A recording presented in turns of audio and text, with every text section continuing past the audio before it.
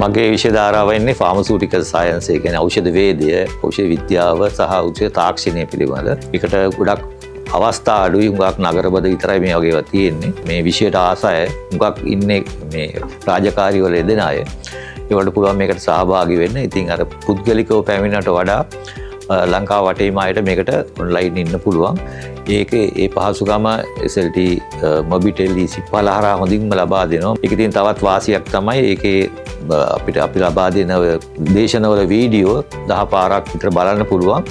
ඒවා රෙකෝඩින් තියෙනවා. කාට හරි එකක් බලන්න බැරුණොත් ඔන්ලයින් ඒ වෙලාවට ඒ පහසුකමක් තියෙනවා. ඒ වගේම අපි දෙන අනික් lecture notes, PDF, PowerPoint presentation ඒ ඔක්කොම E15 හරහා ඩවුන්ලෝඩ් කරගන්නත් පුළුවන්. යම්කිසි කෙනෙක්ගේ කාලයක් ඉතුරු වෙනවා. ඒ වගේම දිගින් දිගට මේක තමන්ට අවබෝධ වෙනකම් බලලා ඒක උපරිම දැනුම ලබා ගන්න පුළුවන්. ඊටාම අඩු වීදමකින් කාලේ නාස්ති වෙන්නේත් නැහැ. මම නිර්දේශ කරනවා කාට වුණත් SLT මොබිටෙල් E15 වගේ ප්ලැට්ෆෝම් වලට ජොයින් වෙන්න උගා කාලය ඉතුරු වෙනවා.